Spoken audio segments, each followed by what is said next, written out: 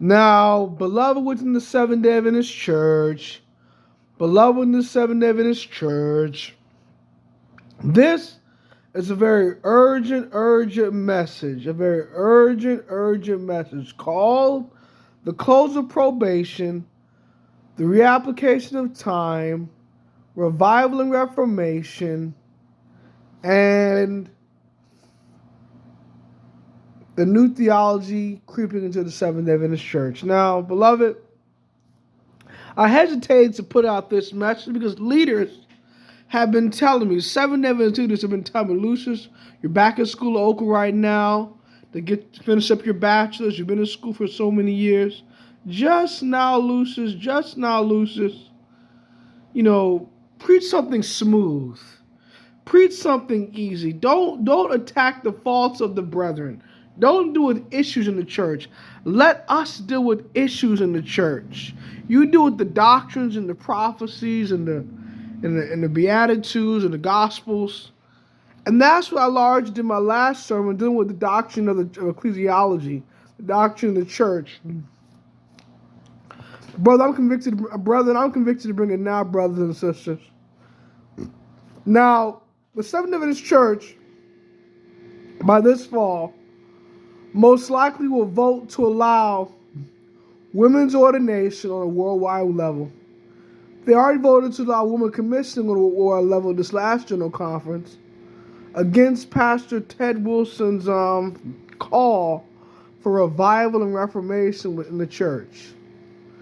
Instead of listening to him in 2015 when they voted to go against women's ordination, they took a worldwide vote to allow female commissioning female commissioning on a worldwide level and lady elders. And this is atrocious. In many of our churches today, many of our mainline churches today, there's celebration style worship. There's immodesty. There's jewelry. There's teaching that we can't overcome our sin. Don't try to stop sinning. Everything is all right. Sin and live theology. Live as you please. Heaven is your home. See, that's the normative that our church is involved in right now, and it's very funky, beloved. And it brings us into the reapplication of time. Yes, I've said in the past that Pastor David Gates was time setting, and I see different sides of the spectrum of how the leaders are looking at it. Leaders are trying to say, well, he's looking at it from somewhat of a futuristic standpoint, but there's many spirit prophecy quotes that actually back up David Gates' understanding of time, beloved. Like a statement in 7A Bible Commentary. I hesitate to put this statement out online, but a 7A Bible Commentary on Revelation 10, thou must prophesy again. It says clearly there that the time dealing with the close of the prophetic periods, or time no longer, has to do with prophetic time, not probationary time. And of course, 1 Peter 4:17 says, for the time has come when judgment must begin in the house of God. And we know Daniel 9:24-27 says that the church back in Daniel's time had to make an end of sins, make reconciliation for iniquity, anoint the most holy, and make an end of sins in order to be the favorite of God. Well, our church needs to do the same thing in our time. We're at the close of the 1,290 days of literal days after 1844, and we're headed to the close of 1,235 days. Prophecies are reapplied to literal days. I fully support Officer Gerald Johnson and his findings on that. And I do believe we really only have 2 to 3 more years left until everything wraps up. And I think the COVID crisis was the first sign of this in spring 2020. That was a climate law from the environment. It got the whole world sick, and it closed down all of the major functions of this world, all the eating restaurants and worship services. And it didn't close down bars and nightclubs, but definitely closed down churches. And really, it's a sign of the times that we would rather get back to business as usual, apostasy, worldliness in our churches. Even though we have a crisis that hits all the nations. And it's the sad reality of the blindness of leadership. That's why Isaiah 9:15 says, 16 it says, the leaders of this people do cause them to err. Oh yes, they do cause them to err, beloved. That's what they do. They cause them to err and stumble in judgment. The ancient honorable, he is the head. The prophet that teaches lies, he is the tail. For the leaders of this people cause them to err. Taillessness. Taillessness. So these leaders telling me as a deacon not to correct sins in the church, not to deal with issues. When deacons back in the early church, like Stephen, dealt with issues in the church, beloved. In the ancient Jewish church and in the early Christian church, telling me as a deacon not to talk because I'm a deacon, I'm not an elder or pastor. Beloved, they're not telling me to do the mission that God has told me to do in His Word. His Word tells me. Let me read to you about deacons. Let me read to you what the Bible says about the office of a deacon, beloved. I'm an ordained deacon in the Seventh-day Adventist Church. This is taken from. I think it's taken from. I think it's. Let me see here. Taken from 1 Timothy. 1 Timothy. Chapter 3, about deacons. My office, my ordained office. It says, let the deacons be the husbands of one wife, ruling their children in their houses well. For they have used the office of a deacon well, purchased into themselves a good degree and great boldness in the faith which is in Christ Jesus.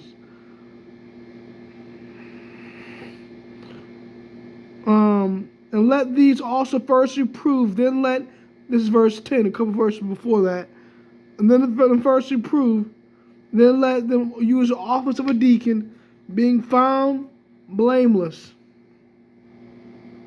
Even must their wives be grave. Even must their wives be grave, not slanderers, sober, faithful in all things. So, a deacon is a spiritual office. Not just lifting up tithe and helping out the poor, the widow, and the fatherless, and the stranger, but also commanding in true and right doctrine. That's what deacon is for. So, I see Pastor Mark Finley and Pastor Ted Wilson's point that we're not to be time setters and that we're not to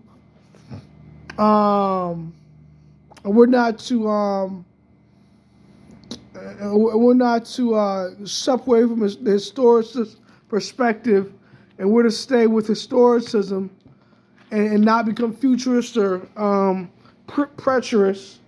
But what about all the things that the official lines are doing, the conference presidents, the pastors, that are endorsing things like women's ordination, sin and live theology, the atonement ends on the cross, the saints, and rather our church now is firmly solid on the atonement. After Emil Andreassen's time in the 1950s, our church was not solid on that. Our church was crying out against Emil Andreassen's teaching on the nature of Christ, saying that Christ had sinless nature before the fall. And then they were crying out against Emil Andreassen's teaching in his book called Letters to the Churches, and in his book called The Sanctuary Service, in which he speaks of a last generation that must finish the work just before the sons of law crisis, the mark of the beast crisis. And you know what, beloved?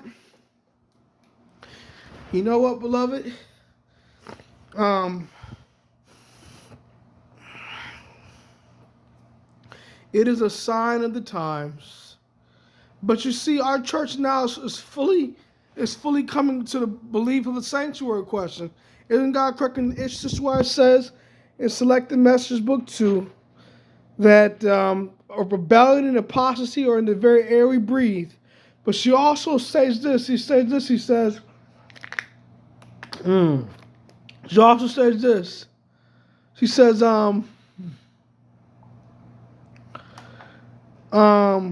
that the Lord will not allow this church to go down by worldly policy. And she says that the Lord will correct these issues in our church on a general conference level. That's Sister White states. That's what Sister White states. And the shaking and the sifting.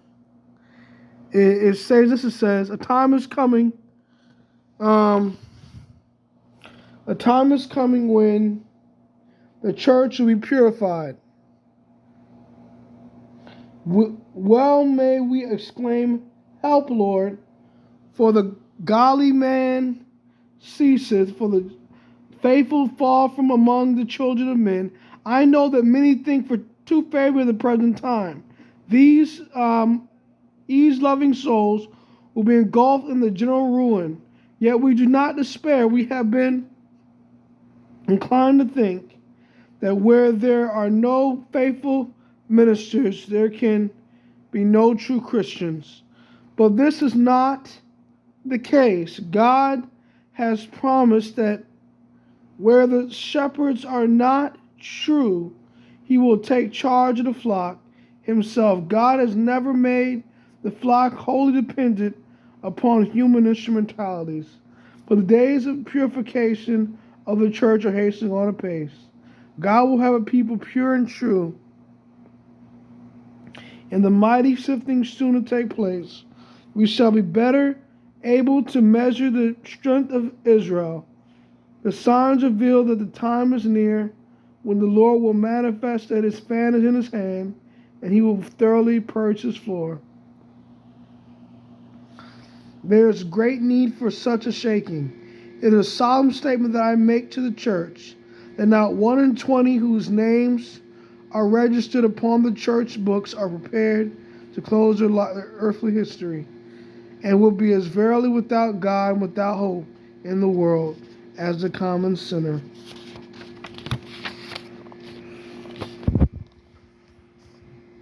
Those who have had opportunities to hear and receive the truth, who have united with the Seventh-day Adventist Church, call themselves the commandment-keeping people of God, and yet possess no more vitality and consecration to God than to denominational churches who receive the plagues of God just as severely as the churches who oppose the law of God. There are those who are those among us who will make confessions as they can, too late to save themselves. They are not in harmony with right. They despise the straight testimony that reaches the heart, and rejoice to see everyone silent who gives a proof. You know what that means, beloved? It means there's many so-called Seventh-day Adventist ministers, laymen, and members today, especially the elders, who want to stop the straight testimony. They don't want to hear about the celebration style worship. They don't want to hear about the immodesty. They don't want to hear about the sin and live theology. You can't overcome sin. They don't want to hear about the lack of standards on homosexuality, on jewelry, on fornication, adultery. They don't want to hear about homosexuality being in our schools and taught in our schools and new theology. They don't want to hear about Sunday service, how our churches are allowing a new form of evangelism, having Sunday morning evangelism in our churches that the Oak University Church may bring in pretty soon under the late Pastor Devler Snell. They don't want to hear the straight testimony. They rejoice to silence this message. And think it rubs them the wrong way. It rubs them the wrong way, beloved, in the Seventh-day Adventist Church. It makes them feel uncomfortable. While their style of worship makes the old saints and reform-minded individuals like myself, Dr. O, and Jeremiah Davis, and Randy Skeet, and Stephen Bohr, uncomfortable, beloved. But this must not be done. And you know what, beloved? It is time for the straight testimony. My friend, who is a Jamaican guy, tells me, he's in his 50s, one of my mentors in present youth, he tells me, he says, Lucius, you know, there's going to be a mighty reformation in these last days within the church. but it's going to come too late. There's going to be an overwhelming omega apostasy afterward. And I see that in the spirit prophecy of an omega apostasy, but I also see a mighty reformation hitting the church. So there's going to be a mighty reformation before it all breaks loose to the omega apostasy. But like Sister White says in Selected Message Book 1, Foundation on Faith, we need to meet it, beloved. Meet it, meet it, meet it. Meet it, beloved. Meet the woman's ordination. Meet the new theology. Meet the sit and live. Meet it, beloved. Meet it. Don't compromise with it. Don't go along to get along. Don't coddle yourself in it. Meet the apostasy, beloved. And what about the basic closing for the church? Basic closing church is based off of an action of leadership on the woman's ordination question, on the action of the Sunday second and Sunday surge question. And like City Book said, and I'm not trying to quote him, I don't want to misquote him. I know he can't, he's not here to defend himself. He's deceased. But he said, nothing necessarily wrong worshiping on Sunday or having a Sunday service. And he's right. That's why it does say that. But it's the appearance of evil. It is the appearance of evil. Sunday morning evangelism in Adventist churches is the appearance of evil. We can definitely go to Sunday morning services after the Sons of Law Crisis to the first day churches and worship with them and try to reach out to them. But before the Sons of Law Crisis, our churches are not to have Sunday morning service evangelisms. And that's what we're about to go headlong into, along with women's ordination, along with celebration, along with immodesty. It is all the same old okie doke, the same old apostate okie doke is coming in as a leaping compromise. It's not no creeping compromise anymore, like Joe Cruz said in his book, Creeping Compromise book. It's a leaping compromise. And we need to meet it, beloved. We need to meet it. Like Testimony Church Found 3 why it says, the Lord will not have an unsanctified, polluted ministry to finish his work. He's not going to have the unpretentious Esau's whose work was to finish the work, but he's going to have a whose name he was to finish. Esau name it he was to finish. But he's going to have the Jacobites to finish the work. Those who are distrustful of self, those who are the laymen, the self-supporting workers, those who don't think that they're too big to be used of God, those who don't trust in science, and so also called in the theological creeds, those who are going to give the straight testimony. Yes, and I said it, the straight testimony, beloved. And we need to trust in God for this. And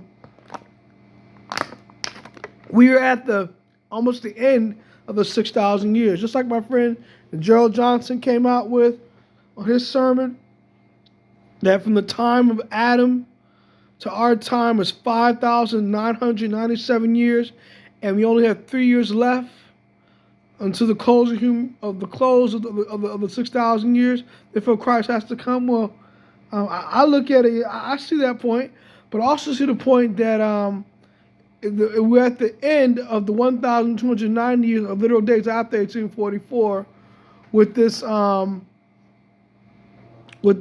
climate laws being signed, these Sunday climate laws, such as the COVID-19 law, the Paris Climate Accord, and now we're at the time of the 1,335 days and literal days after 1844, and Daniel says, "Blessed is he that cometh to 1,235 days." So, beloved, we're at a time when if you're righteous, you're righteous still. Mercy, Lord, you're filthy still.